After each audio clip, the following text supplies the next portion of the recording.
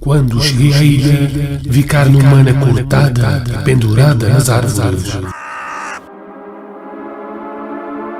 Com o nosso intelecto, cultura e conquistas, é fácil para nós humanos julgar que estamos no topo do mundo e que é impossível de lá sairmos. É muito fácil esquecer de que também somos animais. Esquecemos que por baixo de todas as nossas conquistas e inteligência reside ainda e sempre o impulso primordial e bestial de sobreviver a qualquer custo. Esquecemos-nos que seria necessário muito pouco para nos despir das nossas regras sociais e arrancarmos a máscara que todos usamos. Antes de irmos ao vídeo de hoje, peço-vos que subscrevam o canal se gostarem do conteúdo. Vamos lá então visitar a ilha soviética dos canibais.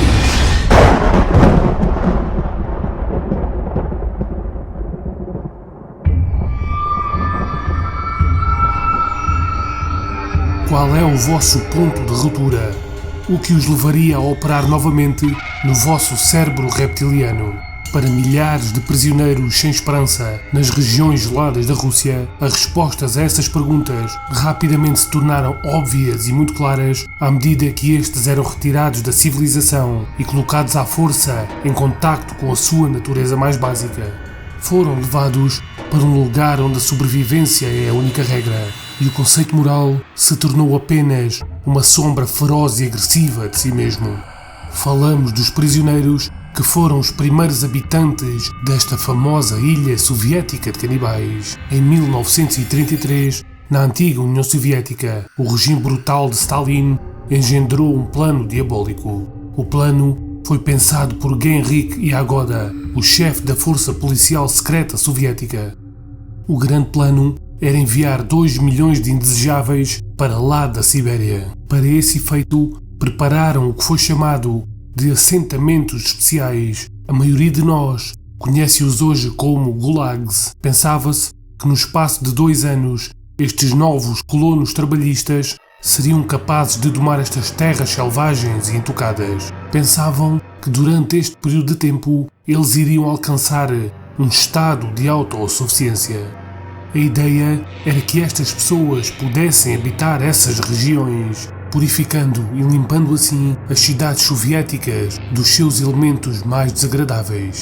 Os indesejáveis a serem enviados eram principalmente os sem-abrigo, os mendigos, os pequenos criminosos, os ciganos, os deficientes mentais, os loucos ou alguém que não se encaixasse nos ideais desta sociedade comunista.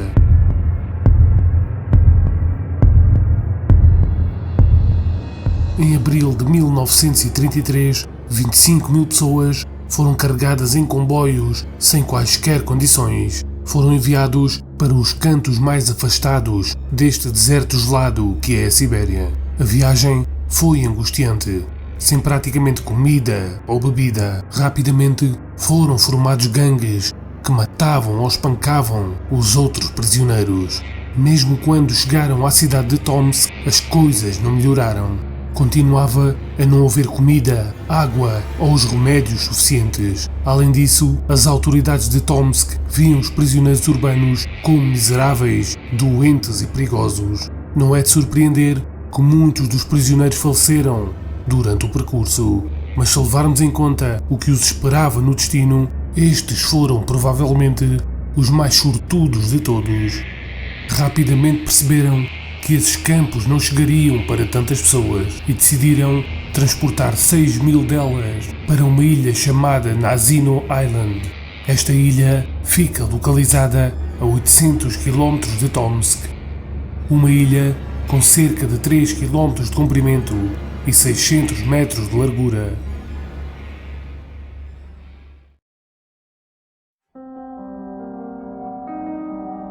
As condições a bordo dos barcos eram ainda piores do que a bordo dos comboios, com os prisioneiros presos no convés, onde recebiam apenas umas escassas 200 gramas de pão por dia. Até os guardas que os acompanhavam eram novos recrutas que não tinham uniformes, em muitos casos nem mesmo tinham sapatos. Quando chegaram à ilha Nazino, 27 dos prisioneiros já tinham falecido e cerca de 1/3 destes mal tinha forças para subsistir. As coisas rapidamente pioraram quando descobriram que o seu novo lar era um deserto gelado, cheio de arbustos espinhosos e desprovido de qualquer fonte natural de alimentos. 300 dos prisioneiros morreram numa tempestade logo na primeira noite enquanto dormiam ao ar livre. Os prisioneiros foram abandonados sem alimentos ou ferramentas. Os poucos guardas que ficaram estavam praticamente tão abatidos e cansados quanto os prisioneiros. Era-lhes praticamente impossível preservar a ordem na ilha. A única coisa que tinham deixado foram cerca de 20 toneladas de farinha já meio estragada. A farinha foi despejada na costa da ilha e distribuída igualmente, mas as coisas rapidamente se tornaram um caos à medida que a farinha ia acabando. Rapidamente por todo o lado começaram as brigas e os tumultos.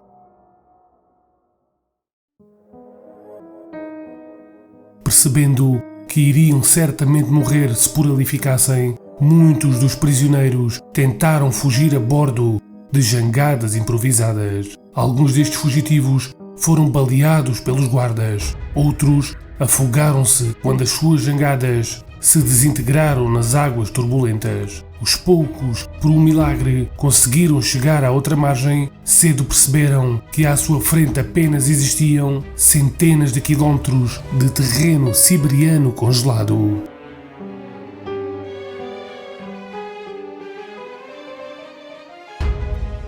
Alguns dias depois de chegar à ilha Nazino, já dezenas de pessoas tinham morrido.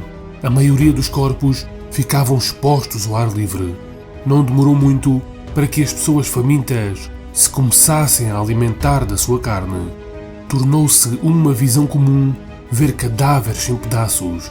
Não demorou muito para que todos os prisioneiros se tornassem canibais. Formaram-se grupos organizados, ou seja, gangues de pessoas que aterrorizaram os doentes e os fracos, matando-os brutalmente e comendo a sua carne sem mesmo a cozinharem. Muitos anos depois, um sobrevivente que tinha 13 anos na altura e estava agora com 80 anos, disse aos investigadores: "As coisas que eu vi, meu Deus, as pessoas iam falecendo por toda a parte. Quando desembarquei na ilha, vi carne humana embrulhada em trapos, carne humana cortada e pendurada nas árvores. Quando lá cheguei, já todos se estavam a matar uns aos outros. Os campos gelados estavam cheios de cadáveres."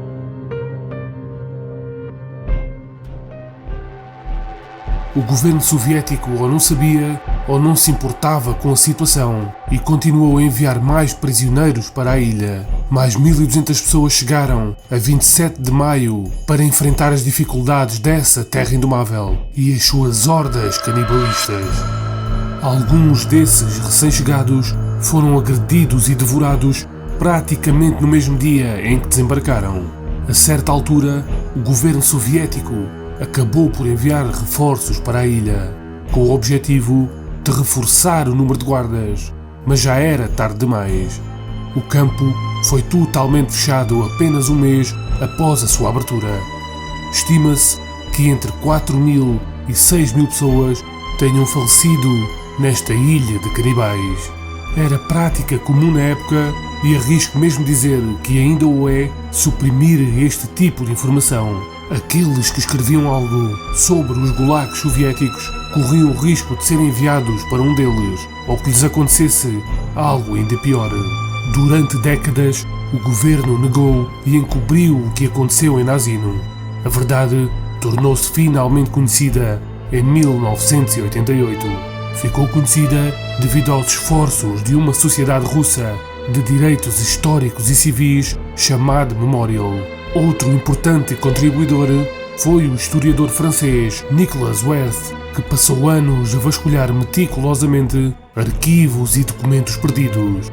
Esta sua meticulosa investigação culminou no seu interessante e extremamente detalhado livro, A Ilha Canibal, e foi publicado em 2006.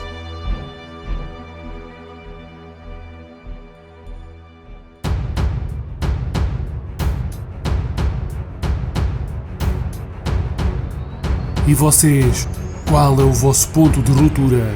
o que os levaria a operar exclusivamente no vosso cérebro reptiliano.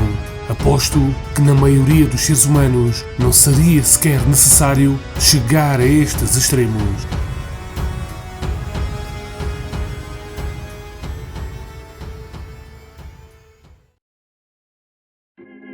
O que é que vocês acham? Será tudo um exagero?